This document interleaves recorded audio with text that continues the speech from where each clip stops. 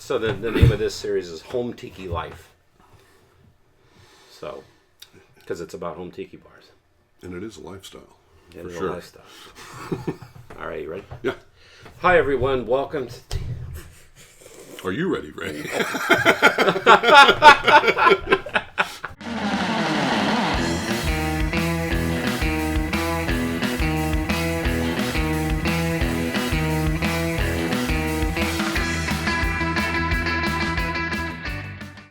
Hi, everyone. Welcome to Home Tiki Life. We are in Whidbey Island, which is about, it's about a 2.5 hour drive from me, and I live in Seattle, Washington. And with a ferry crossing. No, I drove. You drove all the way. Oh, around. yeah, because because it's like when you add in the time to get on the ferry to get off and everything.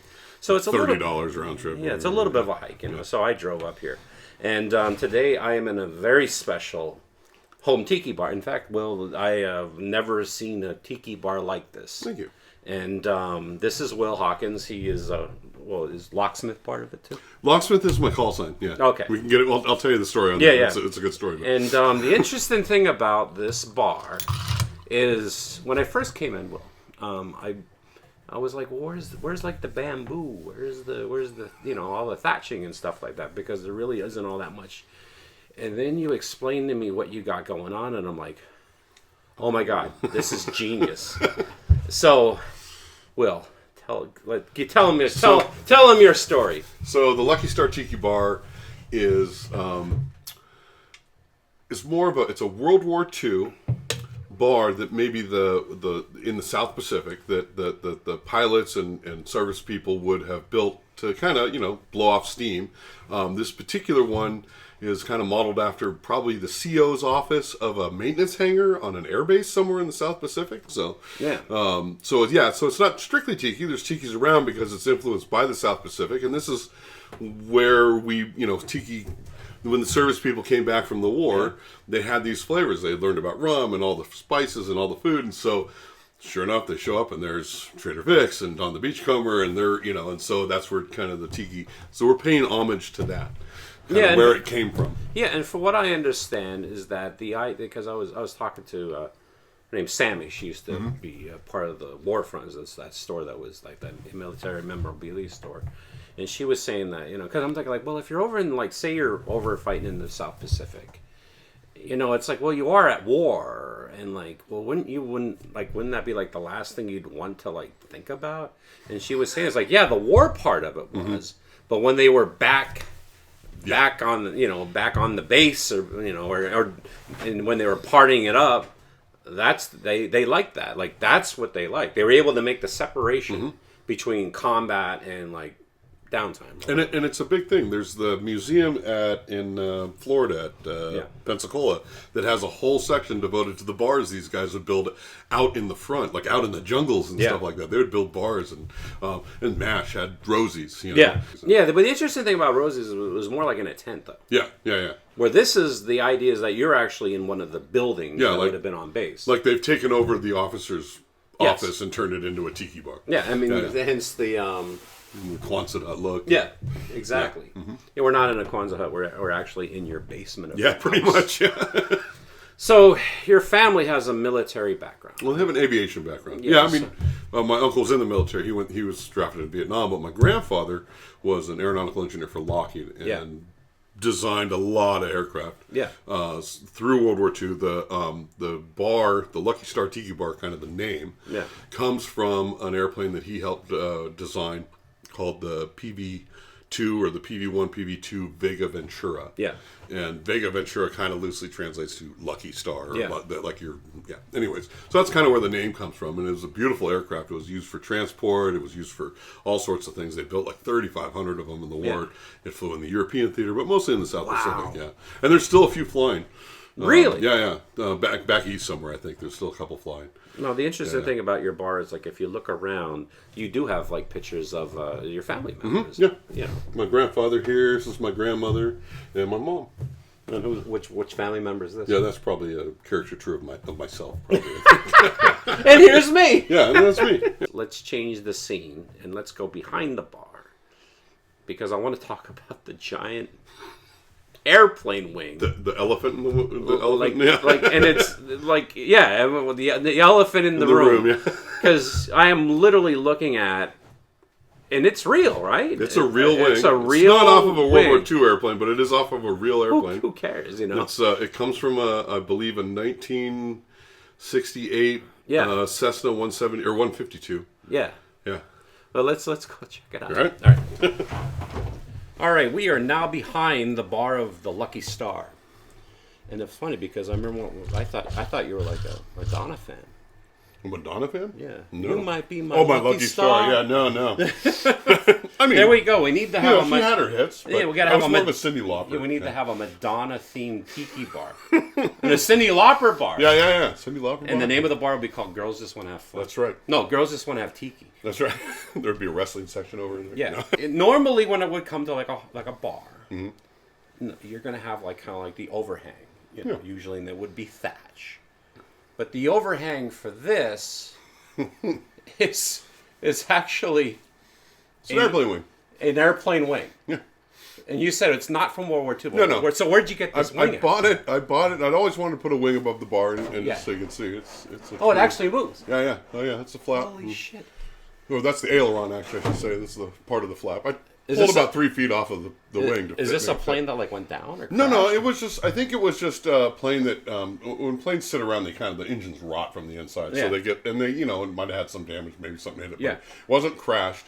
And a guy up in Anacortes had purchased this plane at auction, and he was using it to show kids that you could part things out and make some money on it. Yeah. And so I bought one of the wings because I saw it on Craigslist. And so there was an ad on Craigslist. So what did it say? Like it's like wing. Airplane parts, 68 and 172 or 152. And I called them up. I'm like, you still got the wings? Are they in good shape? Even if they were damaged. Like I was looking at a wing at one point that was totally damaged. I was like, that would kind of work.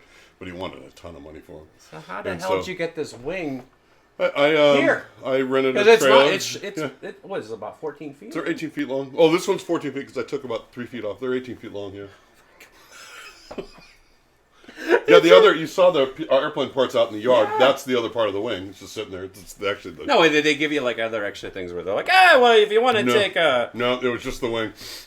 Although I got to call the guy because he wanted to come over and have a drink. Oh my God. So I gotta find him. And for the record, we're not at the beach. No. We're on an island. Yes. We are on an island. But it's not really like a tropical island. Mm-mm. So what this is like, what's the TV? It's just a TV, yeah. And we're running a YouTube. They have, you can find these 8-hour videos of loops of the beach. And this one conveniently has a little window in it, so it kind of works out. I've thought about building an actual window that you could lift up to kind of get out of the way, but it kind of gets in the way of the... Oh my God. Yeah. Well, it's pretty obvious that you're using a television. Yeah. But you actually kind of use this little technology for this fake door that's for the door over here, yeah. Yeah, and let's just go over and take a look at it. So pretend like we're talking. Mm-hmm. Yeah. Oh, hey, I didn't see you there. So actually, this is not a real door. And it's a real door. It's a real door, but it actually doesn't go anywhere. But it makes it look like we're literally in a hangar. Mm-hmm. And that's up there airplane. It's a DC-3 or DC-10 or DC-10, DC-3. Yeah. Yeah. And even this too. Yeah. The office is backwards. And I found the door at Did it actually say office on it? Yeah. It was exactly this. I was walking through second use in Seattle. Yeah. Actually, it was in Tacoma. Yeah. Now that I think about it. And I pulled it out and I'm like, it says office, and I'm like, I have to have this door. Yeah. It came home with me, right? Because as soon as I saw that, I was like, that's perfect. Oh my God. Absolutely perfect. And like if we do open it up, right? It's just a TV. It's a TV. It's literally a television and a wall. A wall. But you know what's funny? It's like every time I've been here, while I'm hanging out here, I swear to God, I think it's a door that leaves somewhere. It definitely. And every time I'm here, I'm thinking like, okay, he's gonna take us behind here and show us. So it messes. So it's. Well, and you were saying that. So it tells the story. So eventually, you were saying that you're gonna have like I'm people cut. Yeah, I'm gonna go down in the video. Yeah, I'm gonna go find a hanger and actually get a video rather than having a still. And so we have people walking back, maybe get some people interacting and silhouettes of them. Like they're trying to get in. No, but the thing is, like you'll have like people just hanging out talking, like they've been casually seeing the thing, and then all of a sudden someone will come up and be like, "You just scare the shit out."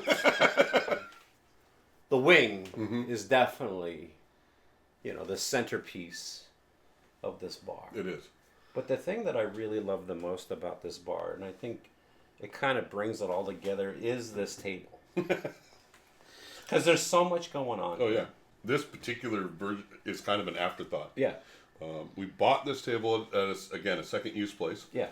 Just one of those cool old tables, and I wanted to use it as the table in the booth, but you couldn't do it with all this stuff on it, right? Yeah. And so we just pulled the top off, and it became the top, the booth top is the table. And then I had these pieces, and a piece of, this was from the bar, right? Yeah. And the other thing, so I'm like, well, screw it, we'll just make a little table, because we had nothing here. Yeah. And I kind of wanted something to throw, like a model on there and some things that we have, and our guest book, and pictures and things like that. So, is this a military? I don't know if it's specifically military, but it sure looks like it. Hell yeah, I think it's definitely 1940s, 1950s, kind of that industrial, desks that they were crunching out. And you would see them in the Quonset huts and things. Yeah, and it's sort of like, again, kind of bringing it all together, that you'd be in this like officers. Yeah. And this would be their desk. Yeah. Was. Yeah. But there's a lot of things on this desk that let's talk about. Like, for example, you're saying about this. So that is a model of the Lockheed L-133, which would have been the very first American jet fighter. Really? Yes. They were about to start making models of it to bring to the wind tunnels. Yeah. And the CIA showed up with a new engine. Yeah. And they said, we need an airplane built around this. And so they stopped production on this, and in 180 days, I think, don't quote me on that, but in a very short time period, they designed, and my grandfather was part of this, designed the P-80. And that was the very first American jet. But this would have been it. And what's really amazing, if you can kind of see, it's a front canard design with the rear wing, two jets, and two things. Is that canard design, very ahead of his time, although the Wright Flyer had a front canard, if you think about it. Yeah. And then the two jets, which we found out later after he passed away, that he had written a patent on vectoring thrust, which they used for the F-22. Oh my God. And then the other thing, so everyone's like, that's really amazing. He designed this in 1942. 1942. So who's this picture of? This guy? Yeah. This is Papa Nick. That is my wife's dad, and a father figure to me as well. Yeah. He was an amazing man. He was a merchant marine, and so he definitely gets high praise in here because it's kind of a naval base kind of feeling, naval aviation base. Completely, yeah. Yeah. So and we and if you look around, there's pictures of my departed family members and friends and stuff like that were. So we always pay homage. Try and pay homage. Yeah, the thing that I love about your bar is that your family is represented here. Little fun fact: I was talking to my buddy Jason Craig. He was in the Navy, and he said to me that there's actually more planes in the Navy than there is in the Air Force or something to that. Probably, yeah. Naval aviators are. Yeah. So and we have our Navy base here at Whidbey, and they train the growlers, so we got F-18s that fly over us all the time. It's a lot of fun. I joined the Navy to fly airplanes. Go figure. Sure, why not? And speaking of airplanes, there's a photograph that not a photograph. It's a 3D rendering. It's a 3D rendering. Yeah. Well, let's go over and talk about it because it's kind of important. It's kind of neat. Yeah. So this is a 3D rendering that my uncle did of a PV2 Vega Ventura, what the name's based off of the Lucky Star. Vega Ventura roughly translates to good luck on your journey through life, right? So Lucky Star, right? Yeah. And Vega is the closest star, one of the closest stars to us, so Vega Ventura. And so he built this we started the whole bar concept was around this representation. So this is truly the centerpiece. Yeah. Now, and my grandfather helped design it. He did the engine nacelles, I believe the leading edge and the flaps, and then the tail was his design. Yeah, he made that tail, right? Yeah. And that's a very unique design. The design, and he, when he was at University of Michigan, go Big Blue, contractually obligated to say that, right? He was working the the wind tunnel. It was the largest wind tunnel in the United States at the time. Yeah. And Lockheed came, Kelly Johnson came with the model of the Lodestar to try and see if it would fly. And it had a standard tail, and they got it in there, and it wouldn't fly. It was all over the place. And so Kelly was all, apparently beside himself, and they left. And my grandfather and his buddy went in that night and took the tail off and did a tail like that, and the damn thing flew. And Hal Hibbard, who was, I think, involved in that, saw the genius in that and said, come work for us. And he went to work for Lockheed, and that was the only job he had really out of college. I'll tell you what, Will, I love your bar, and I not even just because of the theme, but the fact that you truly did bring your family in it. And this would essentially be like the centerpiece of the true centerpiece of the bar. Yeah. You got your family members all represented, and I think that really means a lot. Thank you. And it does. It makes me feel like when I come down here, it's like I'm home. Yeah. You are home. Yeah. Well, I know, but it is your home. But it's like all of my relatives that aren't with me anymore are still here. All mine are back in the coal region, but there's a reason why I live on the other side of the country. No, I'm just kidding.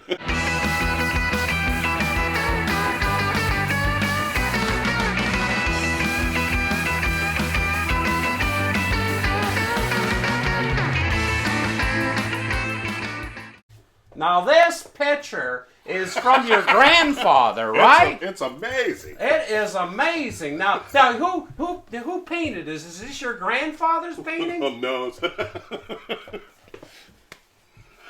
That's amazing. Want to support the Tiki with Ray show and look cool doing it at the same time? Then head over to tikiwithray.com and buy yourself a Tiki with Ray shirt. They're only $20. Tony Canepa did the design, and they're screen printed in America.